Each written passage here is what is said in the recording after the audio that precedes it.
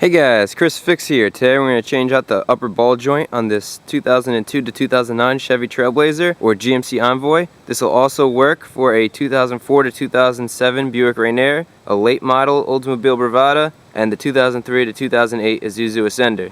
This is going to be our new Mevotech replacement ball joint. Comes with all the necessary hardware to replace everything. They even give you an extra Zerk fitting here if you don't want the 90-degree one. When looking at our ball joint here, you can see the rubber is completely torn, and as this car moves around on the road, if you turn the steering wheel, if you hit bumps, it'll squeak. If you want to know how to tell if your ball joints are worn out, at the end of this video, I'll have a link to another video that shows you how to diagnose ball joints. I'll go through all the different steps so that you can tell if your ball joints are good or bad. So now let's check out the tools we'll need to replace this ball joint. So here's everything you're going to need to do the job. We have a torque wrench, we have a breaker bar, we have our socket set. In this case, we're going to use a 10mm and a 15mm socket. We have our extension, 2 flathead screwdrivers, ratchets, 15mm open-ended wrench. We have a 35mm axle nut socket. You can use a hammer or a rubber mallet. Blue Loctite is optional for the bolts. Also want a grease gun to grease the ball joint. We have our ball joint. And then finally, you're going to need a ball joint press kit. You can rent these for free at any major automotive parts store. So in order to remove the upper ball joint, it's actually connected to the knuckle, not the control arm. I've done a video where the control arm has the ball joint built into it. This one's the opposite way around. The ball joint is built into the knuckle. So we're going to have to press it out of the knuckle. In order to press it out of the knuckle, we need to tilt the knuckle backwards so that we have enough room to get our press in. In order to tilt the knuckle backwards, we're going to have to undo the axle nut on this truck. In this case, it's a 35mm. So we're going to have to get in here with a flathead screwdriver, pry this off. And that gives us our axle nut. We have a 35mm socket here, and that'll fit right over the axle nut, like so. You can see I'm using a nice long breaker bar, so this doesn't take a lot of force to remove it, and the tire is on the ground. Since I'm not using an impact wrench, I'm trying to use basic tools that you guys will have at home. So you can see that was actually pretty easy. It's only on 103 foot-pounds. This is an easy axle nut to take off. Make sure this socket's a deep socket, because if you just have a shallow socket, the axle stud here is going to be too long and you'll just hit the bottom here and you won't be able to get it on all the way. So we just broke this axle nut loose, but we're also going to take it off right now with the car on the ground. It just makes things easier. Sometimes these are a little bit difficult to get off even after you break them loose. You can see this is hard to turn, and with the car jacked up in the air, you'll just spin this axle. Now with the axle nut off, we could jack the car up. Now you want to crack all the lug nuts before you lift the vehicle up.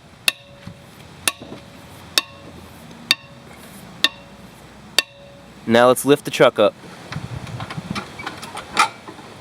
So now we can take the lug nuts off, take the tire off. Now what we're going to do is we're going to put our axle nut back on and tighten it until you could see the edge of the stud, the axle stud. Now I'm just going to take a hammer and I'm going to hit right here, and I'm just going to break this axle free. Once it breaks free and it moves, just take the axle nut off. Next we have to loosen up the ABS cable. You can see this truck has ABS, and the ABS wire is connected to the control arm. So we don't want to hit the control arm and yank on this cable in any way. Now's a good time to remove this. To remove this, you just get 2 flathead screwdrivers. You don't want to break this clip, so you can see right in there, one screwdriver goes right here to like bend that clip that way, and then your other screwdriver will go right in the bottom to pry it off.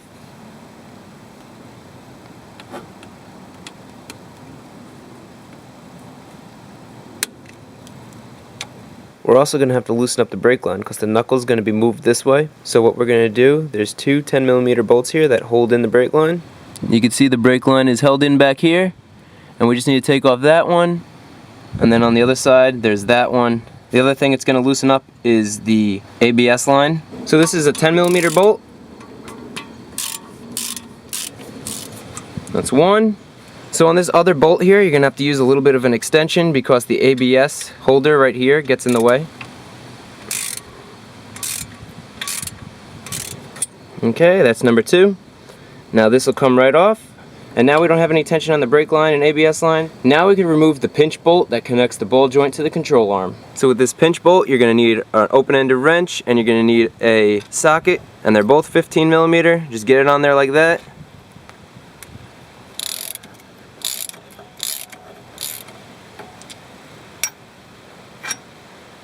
Now since this is a pinch bolt, this metal actually bends in, so you're going to take a flathead screwdriver or a pick or something and fit it in here,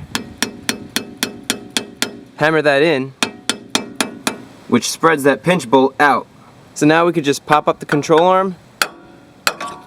So with our ball joint loose up here, our knuckle is free to move around, but we don't want to put pressure on the CV joint here. So we don't want to pull on the CV joint. If we pull straight out, the CV joint in here has pressure on it outwards, and you don't want to damage the CV joint in here and uncouple it or anything. So the reason why we take the axle nut off is because we want this to move inwards, so we're not pulling the CV joint out. So now we're going to be tilting our control arm downwards, and as we do that, what we're going to do is we're going to push this inwards so that the CV joint doesn't get extended. Good. And you can see that's the angle we're looking for, so when you have the ball joint press, it's not hitting your paint. Now here's the ball joint. You can see this ball joint is shot. It moves around way too much, and not only that, there's upwards and downwards play. Listen to this. So this ball joint is shot. It should be smooth.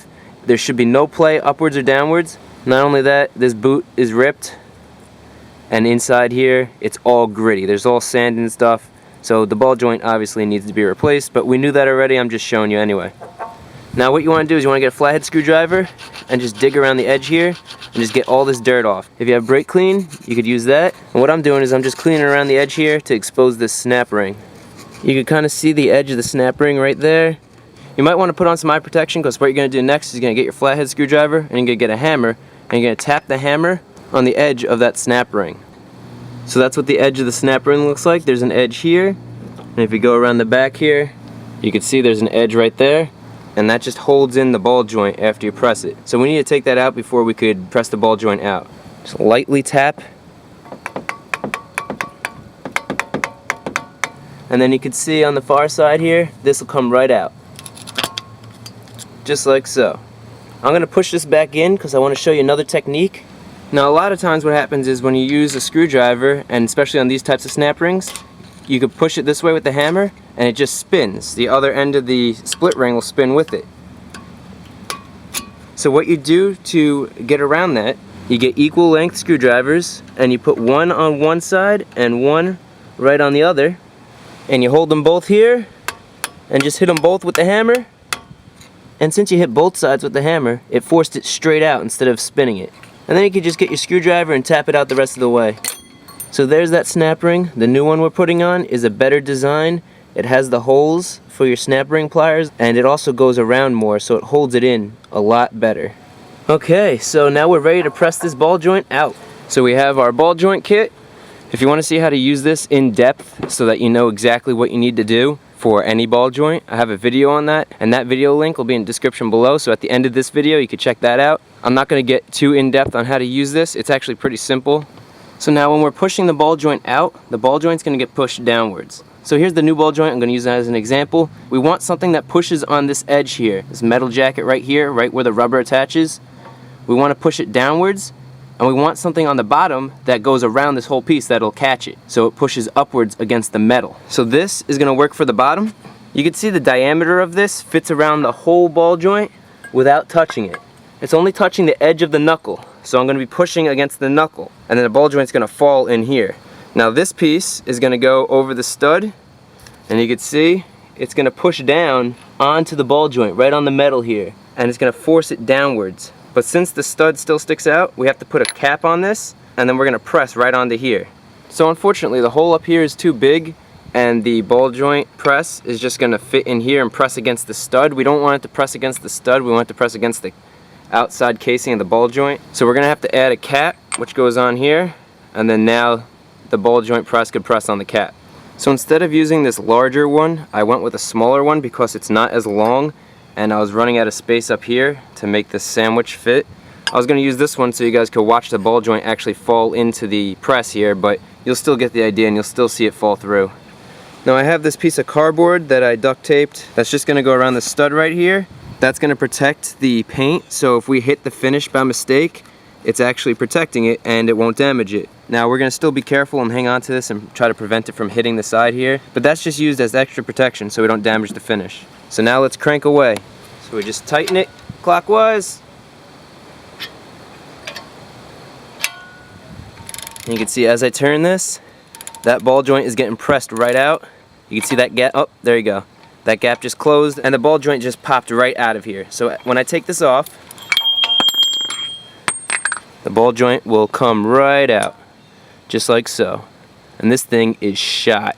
So now what you're going to want to do is you're going to want to clean this off. You want to make sure that the inside here is nice and clean, so that when you press the new ball joint in, you're not scratching it and it goes in smoothly. To clean this surface, I just have a little bit of sandpaper. And that's nice and clean. Do not sand the inside here. The inside here should be nice and polished finish. There should be no debris or anything in here. You don't need to sand in there. But I would sand underneath. All the sanding does is make sure that there's no debris that gets pushed in here with the new ball joint. So here's the new ball joint. We're gonna have to press the ball joint in around this edge. So this metal jacket edge right here is where the ball joint's gonna get pressed against. And it's gonna get pressed with the stud facing upwards, just like that. So we're pushing up on the ball joint against that metal edge and down on the knuckle, forcing the ball joint up. So you can see we're gonna be pushing against the back of the ball joint here, and we have this cup that fits right on the edge. And that's gonna go on the bottom like that. And then on the top here, we have something that fits around the whole ball joint right here. And you can see it's not touching the ball joint at all. There's a nice gap, so when you're pressing up, you're not pressing down on this ball joint at all. And then we could put this cap on here, and again, the stud isn't getting touched. There's enough room for this to come up. You can see the inside here is curved, and that's how we're gonna set up our ball joint press for pressing this back in. So now let's crank away.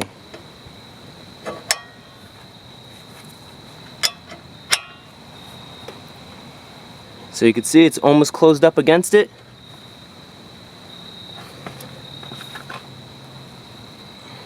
And you'll know when it's closed up against it because it'll be impossible to turn the wrench. Now the wrench is getting really hard to turn, so that means that's in all the way. And you'll know if it's all the way in because the edge here where you have to put the snap ring will be completely flush, just like that. So the kit comes with a snap ring like this, but unfortunately I don't have my snap ring pliers with me and I'm working remotely today. So I'm gonna put the original clip back in. It's still nice and straight and it still works just as good. Tap it in. And then when it's in on the edge and you can't tap it in anymore, just get a flathead screwdriver and tap the flathead screwdriver. And it clicks in just like that. Now we can put everything back together. So now we take our ball joint, we bring it up to the control arm, pull the control arm down. We're gonna have to try to align this stud a little bit. Now you could take a flathead screwdriver and open up that pinch nut. Wedges it open just like how we took it off. That should give us enough room to push it down like that. And once we get it down far enough, just pull that out. Then we take our screw that comes with the kit and it comes through. And once that slips through, that means we have the right clearance in here. If you can't get this screw in, you probably need to push the stud up further. So once it goes through, we can connect the bolt. And we just hand tighten this for now. And we'll tighten it up. And then once it starts getting snugged up, you have to torque this down from 30 to 40 foot-pounds in that range. Good. Now we have to get the brake line holder on here, and that just screws on right there. Just hand tighten this one in. Go to the other side, hand tighten that one in. Tighten it down. And once it's snug, give it a little bit more of a turn. That's good. Tighten this side down.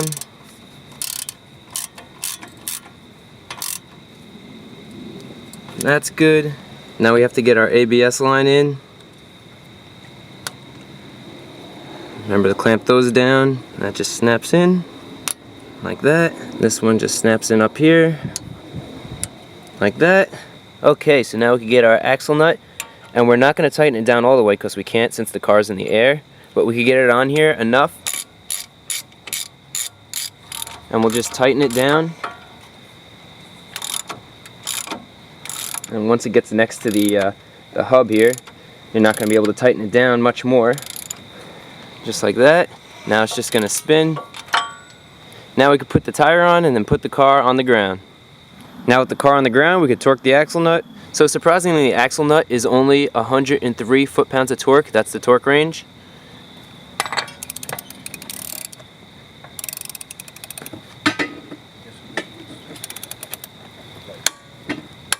Okay, so the axle nut's torqued. Now we're going to torque down the lug nuts to 100 foot-pounds.